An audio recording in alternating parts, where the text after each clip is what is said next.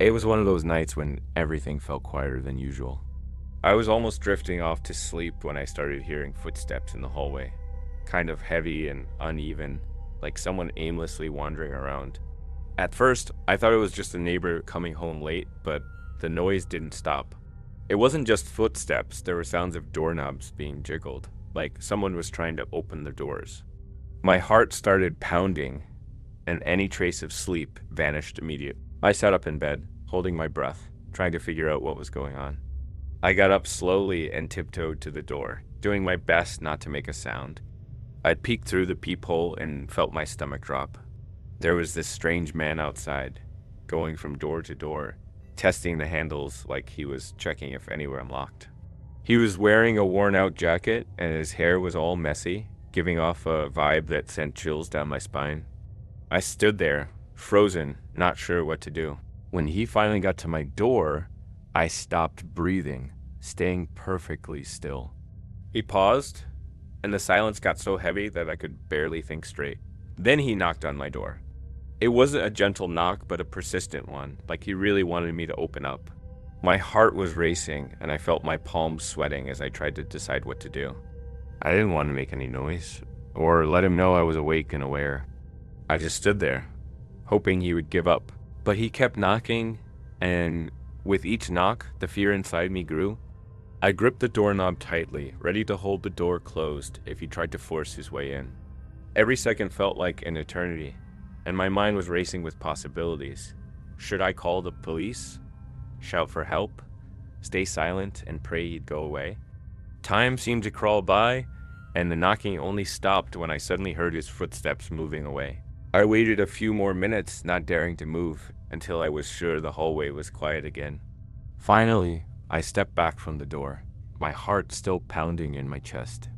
I knew falling back asleep was out of the question, and the uneasy feeling that something was seriously wrong just wouldn't leave me. I waited a bit longer just to be sure he wasn't coming back. When everything was quiet again, I took a few steps back and sat down on the floor, still trying to process what had just happened. Every little sound in the night seemed amplified, and I kept wondering if he was still nearby, maybe hiding somewhere in the building. Even though I didn't hear him anymore, the fear stayed, keeping me on edge. The idea that someone had been testing the doors in the middle of the night made my stomach turn. I decided to send a message to the building's resident group chat explaining what had happened. Within minutes, several people replied, saying they had heard the footsteps too, but no one had seen the guy up close. Most of them were freaked out, and a few suggested calling the police. What made me the most uneasy was the thought that he could come back at any moment.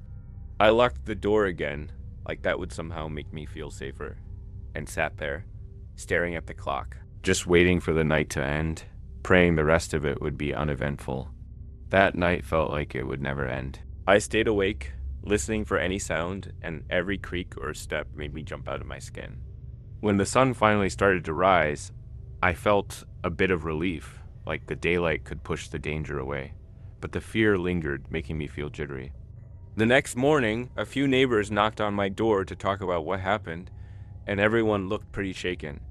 The thought of a stranger wandering around, trying to get into our homes, left us all feeling. Since that night, I've been way more cautious. I changed the lock and even bought an extra deadbolt to feel safer. But still, every time I hear footsteps in the hallway late at night, my heart races all over again. It's crazy how something as simple as footsteps can change the way you feel in your own home, a place that's supposed to be safe. But after that night, I realized that sometimes, even inside your own home, danger can be just a door away, and that's a feeling I'll never forget.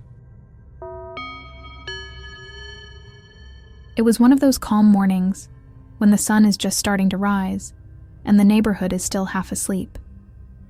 I headed out for a run with my dog, like I do almost every day, enjoying the cool air and the quiet, only interrupted by birds singing. Everything felt normal until I got this weird feeling, like someone was watching me.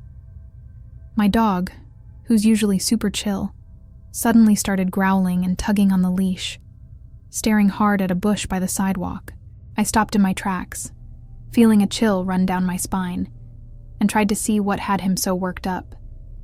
That's when I saw a person kind of crouched behind the bush, like they were trying to blend in with the leaves. My dog started barking even louder, and the figure stepped out from behind the plant, raising their hands and trying to look casual. It was a man, dressed in regular clothes, but his stare made me feel uneasy. He let out this weird laugh and said something like, "Sorry, I'm kind of lost." But the way he looked at me didn't match his words.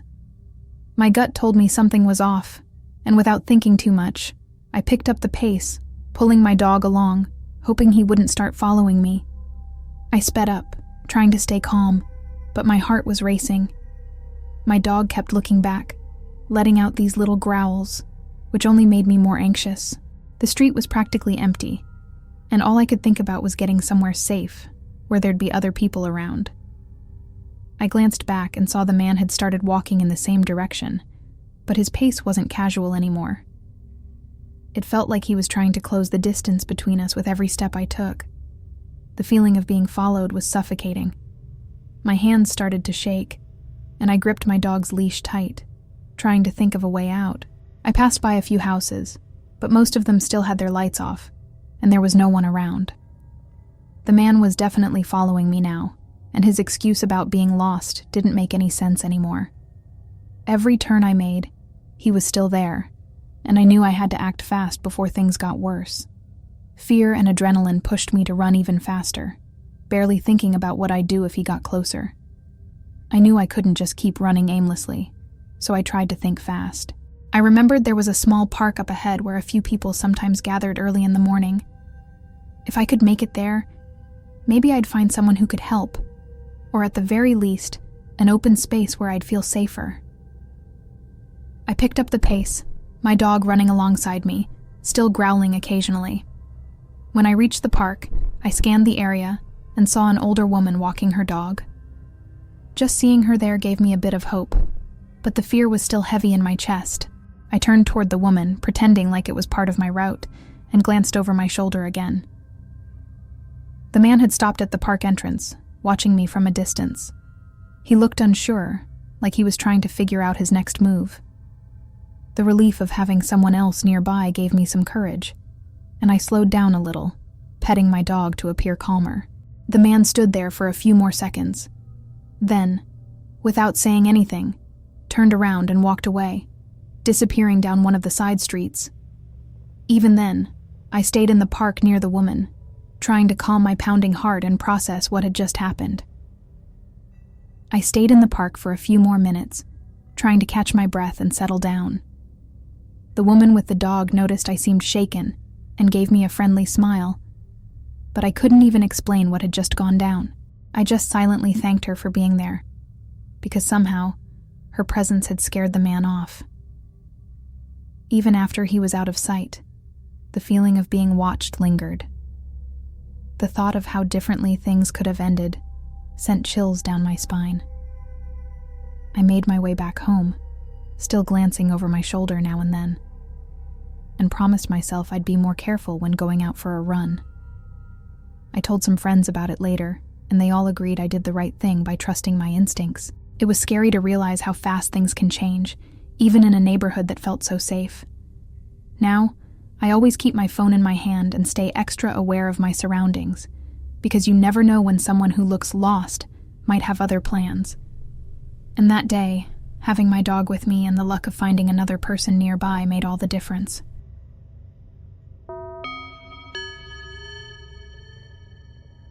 It was almost midnight, and I was driving home after a long, exhausting day at work. The road was practically empty with barely any streetlights, giving everything a kind of eerie vibe. All I wanted was to get home, take a hot shower, and forget how tired I was. But as I rounded a curve, I spotted a man standing on the side of the road looking lost or confused. His clothes were wrinkled, and the way he was moving made me uneasy, like he was struggling to stay upright. I felt torn between just driving past or slowing down to see if he needed help. Without thinking too much, I ended up hitting the brakes and slowing down as I got closer.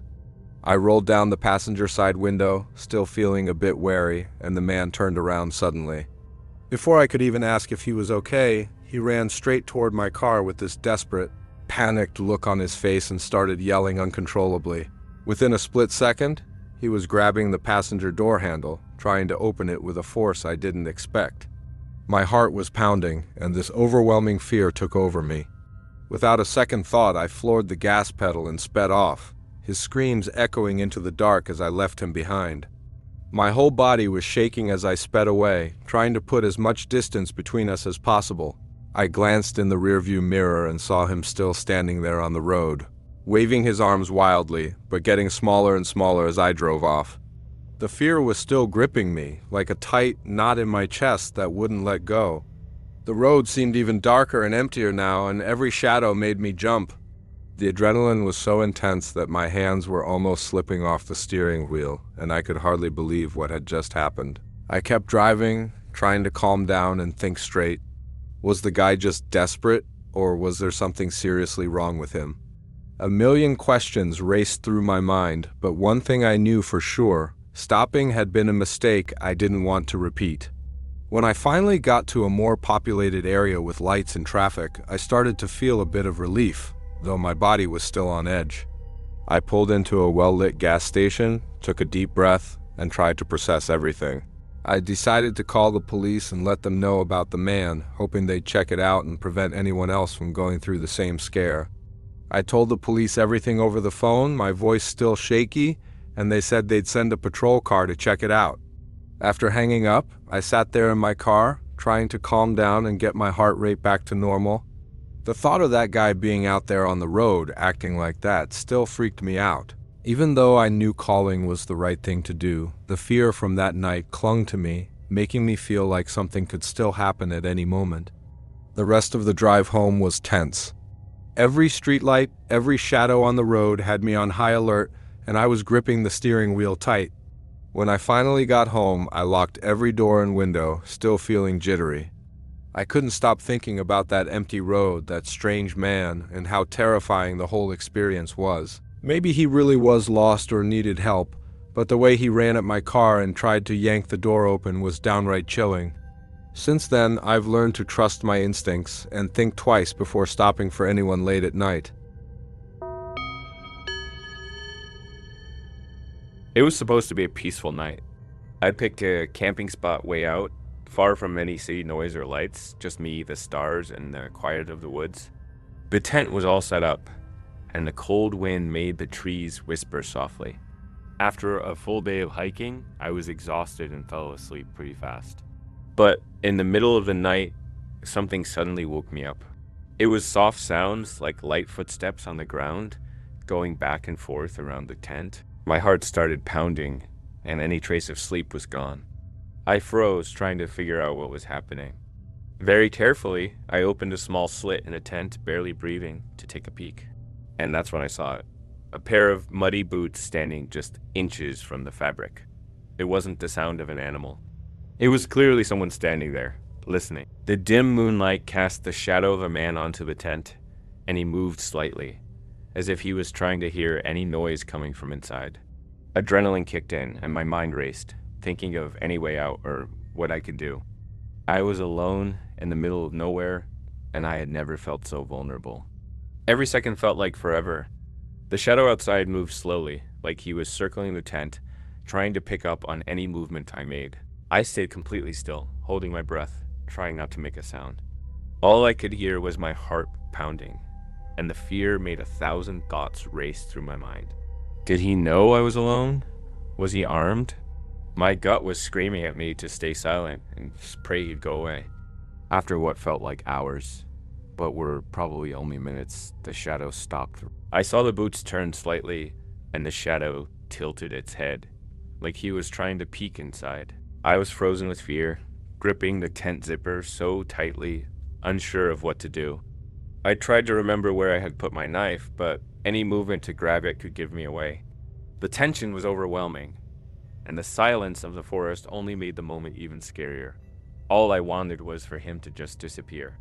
Then, out of nowhere, I heard this strange sound. Like he was dragging something on the ground, and the boots started to move away slowly. The shadow disappeared, but I was still paralyzed with fear. I stayed frozen for what felt like forever, trying to convince myself that the danger had passed. The forest started to sound normal again, with the wind and the crickets, but I couldn't relax. Every little noise made my heart race, and I wasn't sure if it was safe to move or if the guy was still lurking nearby, waiting for the right moment. When I felt like things had calmed down a bit, I grabbed my knife, just for some sense of security, and listened intently to everything around me. I didn't sleep for the rest of the night. I sat there, pressed against the tent wall, with my nerves on edge. When the sun finally started to rise, I felt a bit of relief. I slowly stepped out of the tent, my heart still racing, and looked around. The boot prints were there, pressed into the dirt, proving that it hadn't been a nightmare. The idea that someone had been there, watching while I was defenseless, is something I'll never forget. In the daylight, things felt a little less terrifying, but the fear still clung to me. I walked around the campsite, trying to make sense of what had happened, but there was no sign of who that guy could have been. The boot tracks circled my tent, a reminder of how exposed I'd been out there in the wild. I packed up my things as quickly as I could, still glancing over my shoulder, hoping he wouldn't come back. The feeling of being watched during the night was something I couldn't shake. I hit the road back home, my mind replaying everything. I tried to make sense of it, wondering if the man was lost or had bad intentions, but nothing added up.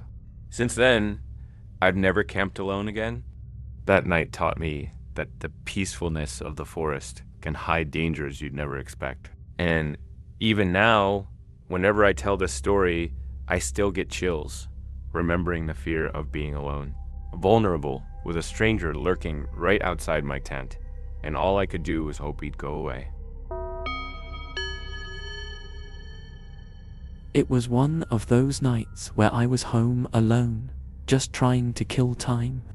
My parents had gone out to dinner, and I was on the couch watching some random movie with our family dog, Max, napping near the door.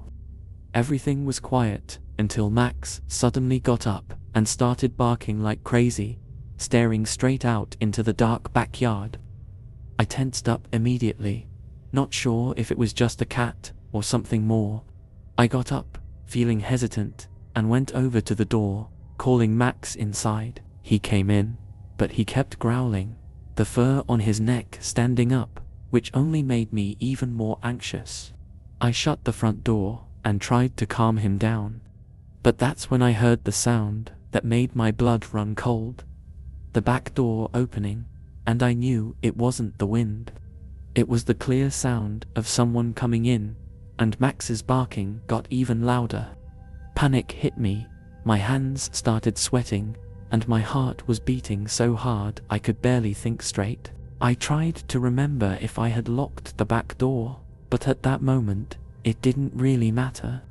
I had to act fast and figure out a way to avoid coming face to face with whoever had just walked in. My first thought was to hide, but the footsteps coming from the kitchen made me realize I had to think quickly. I looked around and saw my phone on the coffee table, but it was too far to grab without making noise. Max was still growling, staring intently toward the kitchen, which made me even more nervous. I knew I had to stay calm, so I slowly crouched down and motioned for Max to come with me. He followed, still growling softly, as I tried to come up with a plan. Every step I took felt like the floor was creaking louder than ever. I hid behind the couch, pulling Max close and praying he'd stay quiet. The footsteps in the kitchen got closer, and the adrenaline was pumping through my veins. I tried to think if there was anything in the living room I could use to defend myself, but nothing seemed good enough. My only hope was that the intruder would leave or not notice I was there. I held Max tightly, trying to keep him calm, while listening to the person moving around the house. The footsteps paused, and the silence was so thick I could hardly breathe, just waiting for what would happen next. Then I heard the sound of drawers being opened and stuff being tossed onto the floor in the kitchen. The intruder was rummaging through everything but hadn't come into the living room yet. I took that chance to crawl over to the coffee table and grab my phone, moving as quietly as I could. Max stayed tense, but thankfully didn't make a sound. With my phone in hand, I quickly typed out a message to my parents, telling them what was happening, and got ready to call the police. The problem was, I had to stay hidden because if I spoke, the intruder might hear me. A few seconds later, the footsteps started moving away, and I heard the back door open again. I waited, frozen, until everything went silent except for the sound of my heart still pounding in my chest. After what felt like an eternity, I finally got the courage to stand up. Still holding on to Max, I walked to the back door and saw it swinging open slightly. The intruder was gone, but the fear was still clinging to me. When my parents got home, I told them everything, and that night has never left my mind. To this day, I double-check all the locks, just to be sure. These are the kind of things you only see on TV or read about in the news, and I never thought it would happen at my house. But now I know that, unfortunately, danger can be closer than you think.